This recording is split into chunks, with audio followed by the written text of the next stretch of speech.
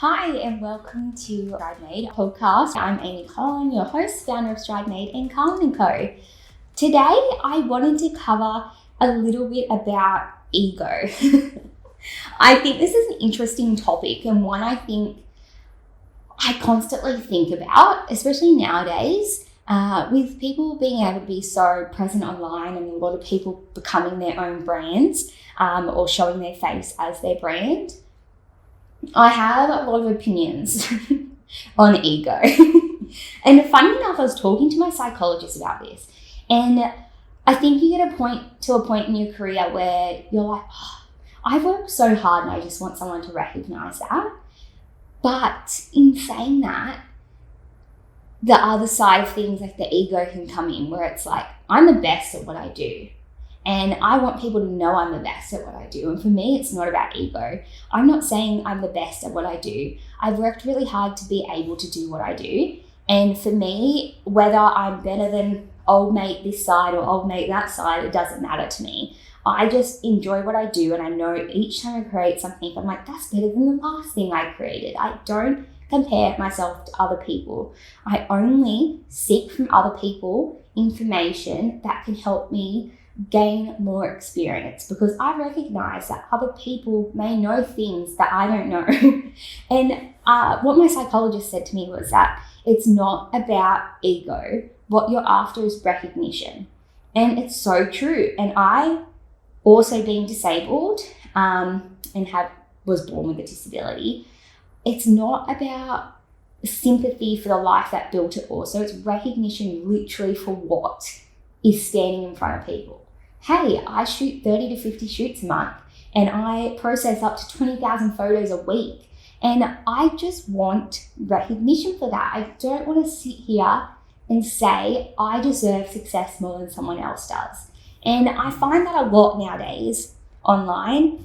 And for me, it's about having those high standards but low ego. I want to do well. I want to be the best for my client, but I don't need to be better than someone else. And I think that's a very, very important topic that I find, particularly being disabled and being so open and embracing my disability, because I am every ounce of my disability. It has influenced who I am in every aspect of my life. And I don't want people to think that I'm out there wanting to be heard because I feel like I've been disadvantaged and deserve it more. And I don't want that sympathy, because I go to a lot of shoots, and when it comes up in passing my disability, people will then say to me, oh, your work's really good considering I'm disabled. And that is very offensive. And I know a lot of people have not been exposed to disability, so I never ever to anyone criticize or put down how they've said something. I'll never dismiss them in person, because I'll tend to divert the topic, as in I will respond to that, thank them, and try and educate at the same time, because I think people assume that you should be less than because you're disabled, that you shouldn't be as good as an able-bodied person at different things. And that is definitely a stigma that I don't like. I know someone personally that had an experience with a doctor, and the doctor was like, but if you apply for this, because this person actually has a disability, if you apply for this, you're going to be labelled as disabled. You know that, right? And absolutely blew my mind that a doctor would be questioning in 2026 the fact that it's bad to be labelled as disabled. It blew my mind. And that's why for me, I always say to people in my personal life, like, I work so hard, I have to work 20 times harder sometimes than an able-bodied person to be able to produce the same thing. And it's so hard wanting to be recognized for that, but not wanting sympathy for it. And it's a very fine line, but it's something that I'm very passionate about, because it is hard for me to manage all of my health conditions, which I have a lot. Like, I have a lot of chronic illnesses, and I never stop. I never make it be the reason that I don't deliver.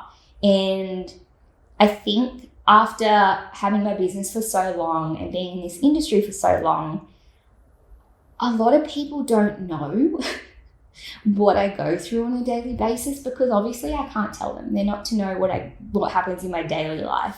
So I think that's another reason why this podcast is so great, because I can show the breadth of like what I do to be able to achieve what anyone else can. And I think it's amazing these days that we can use social media and our platforms to be able to share our story, but also work for ourselves. If you have different health conditions, you can work for yourself. You can use the means of social media to help you build a business that can be flexible for your health needs. So for me, it definitely is not about ego. I'm at the point in my life now, I'm in my 30s, I guess I've really reflected the last year, which everyone's like, oh, you have your crises at different ages. And I really did have a 30-year-old crisis, honestly. Like, what am I doing with my life? I'm an adult. Can you believe I'm an adult? I just don't look in the mirror and see that I'm 30, and it's just wild.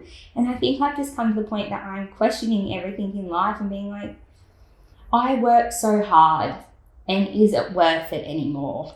And I think I've been changing a lot of structures within my business and what kind of work I take on, because I don't want to keep working so hard and not be recognized for it.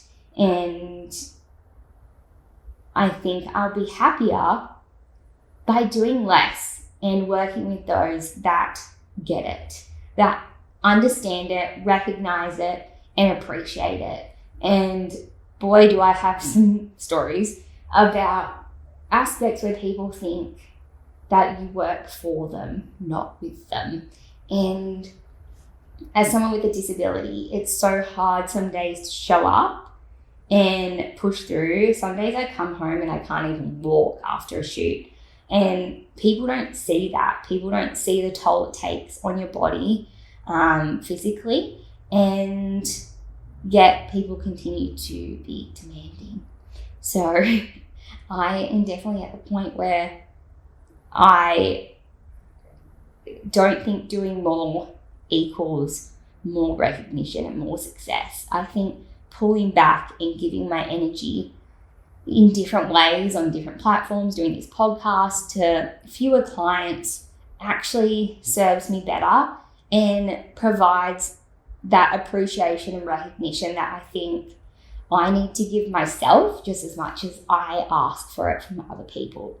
So that's my opinion on ego and recognition. There's so much I could get into, and I'm trying to not tangent on every single topic. I know over time that I'm going to get more comfortable with just having a chit chat. For now, it feels a little weird to be the one in front of the camera or behind the mic, just rambling on. And as someone with mental health conditions, the tangents are real, like very real. And the train of thought, I forget everything. That is that. I will leave you be, and let's make some strides.